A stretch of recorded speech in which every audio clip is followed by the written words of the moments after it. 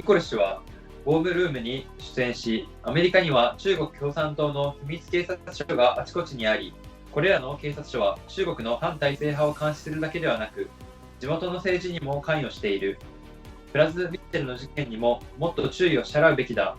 なぜなら、これは郭文貴氏の個人の自由についてではなく、中国共産党による米国の司法制度の武器化についての問題であるからだと語りました。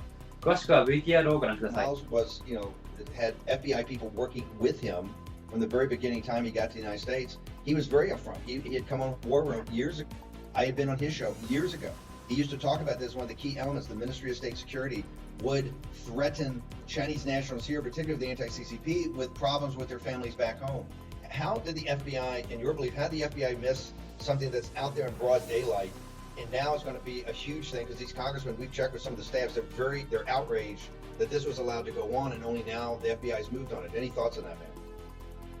Yeah, it's very disturbing because as Chinese American who have been living in this country for over 20 years, I have seen very similar CCP police station or CCP front organization across the United States of America, and ranging from the East Coast to West Coast, or from LA to San Francisco to Chicago to Houston, and all over the places. And why they're only making arrests in New York City?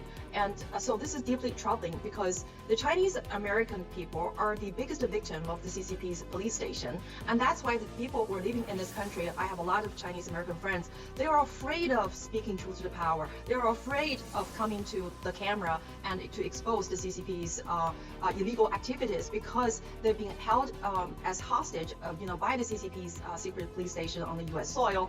And usually, the Chinese American people have their loved ones back in China, and the CCP police station will start making harassment against their loved ones back in China. But the most important thing, these illegal CCP's front organization or United Front organization, they do not just spy on the Chinese dissidents. They're getting involved into the local politics. Remember Eric Swalwell, his campaign was helped by Fan Fan, who is a CCP spy.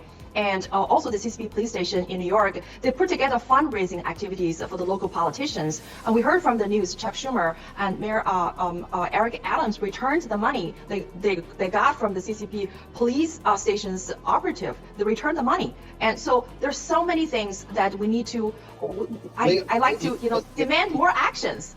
Leo DiCaprio said in the trial that Joe Lo, who's an agent of the Chinese Communist Party, and they helped him steal the money, talked about putting $40 million into the Democratic Party. $40 million to basically get more activity of the Chinese Communist Party.